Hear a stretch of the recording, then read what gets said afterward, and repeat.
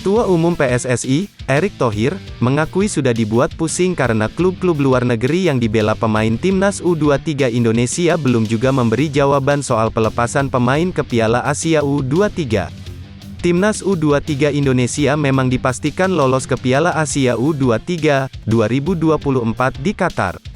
Namun, setelah memastikan lolos tim pelatih bahkan hingga PSSI pun langsung dibuat pusing sebab ajang 2 tahunan ini bakal berlangsung di Qatar pada tanggal 15 April hingga tanggal 3 Mei mendatang. Situasi ini tentu saja membuat klub-klub tak memiliki kewajiban melepas pemain ke Timnas U23 Indonesia. Erick Thohir bahkan mengaku sudah dibuat pusing dengan turnamen Piala Asia U23 2024 itu. Sebab pelepasan pemain yang selalu jadi andalan Sintayong yang saat ini berkarir di luar negeri inilah yang membuat pusing. Terdapat beberapa pemain yakni ada Pratama Arhan, Marcelino Ferdinand, Rafael Struijk, Ivar Jenner, dan Elkan Bagot.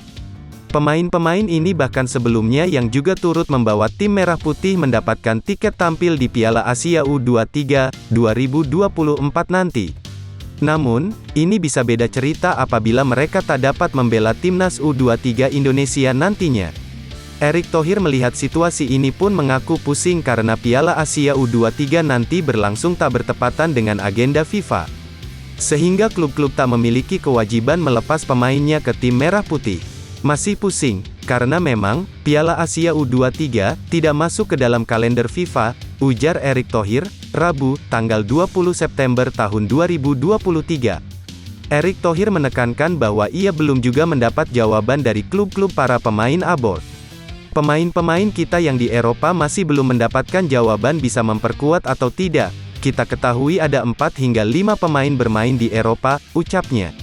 Namun, untuk pemain yang bermain di tanah air dipastikan tak ada masalah.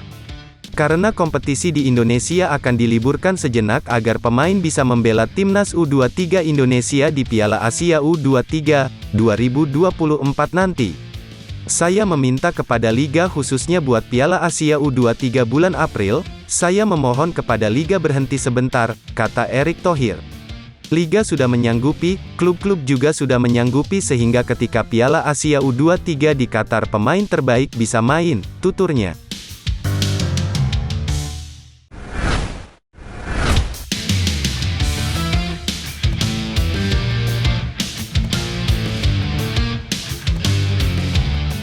Ketua Umum PSSI, Erick Thohir menegaskan pembentukan Satgas Anti Mafia Bola merupakan wujud perhatian penuh Presiden Jokowi terhadap pembenahan sepak bola tanah air. Satgas Anti Mafia Bola merupakan kolaborasi antar individu independen dan PSSI. Ini merupakan kerja nyata mendorong pembenahan sepak bola nasional, agar bersih secara menyeluruh. Terutama, yang menyangkut praktik pengaturan skor dan pertandingan. Tadi pagi, saya dipanggil Pak Presiden. Selain melaporkan kesiapan Piala Dunia U17 dan rencana peletakan batu pertama Pusat Latihan Nasional PSSI di IKN, secara khusus saya diperintahkan untuk memberi perhatian serius soal praktik pengaturan pertandingan dan mafia sepak bola. Serta meminta keterlibatan tokoh-tokoh independen, agar jelas transparansinya, jelas Erick Thohir di Jakarta, Rabu, tanggal 20 September tahun 2023. Erick menambahkan, atas arahan Presiden dan dorongan untuk melakukan introspeksi secara internal. Keterlibatan beberapa tokoh independen dalam Satgas diyakini akan memberikan dampak nyata dalam mewujudkan PSSI sebagai organisasi yang gamblang, bersih, dan terbuka atas berbagai input serta temuan segala praktik kecurangan. Satgas Anti Mafia Sepak Bola, beranggotakan Ketua Steering Komite Piala Presiden tahun 2015 sampai tahun 2019, Marwarar Sirait, presenter TV, Najwa Shihab, mantan Ketua BPKP, Ardan Adi Perdana, dan Koordinator Save Our Soccer, Akmal Marhali. Jika melihat individu-individu dalam tim ini, saya jamin Satgas bisa bekerja maksimal. Mereka bisa langsung laporkan temuan ke Presiden, karena tujuannya untuk percepatan dalam membersihkan sepak bola, papar Erick. Satgas ini juga akan berkolaborasi dengan FIFA, sebagai bagian transparansi, lanjutnya. Marwarar yang didapuk menjadi Ketua Satgas Anti Mafia Bola menegaskan komitmennya, untuk menjadi bagian penting transparansi dan transformasi sepak bola nasional. Saya apresiasi karena bersama-sama orang hebat di Satgas ini.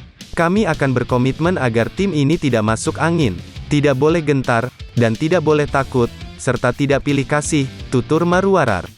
Akan ada auditor terpercaya serta komunikasi yang baik dengan pihak Polri dan Kejaksaan, jika kami ingin mengungkap kasus yang terkait aturan hukum, tandasnya.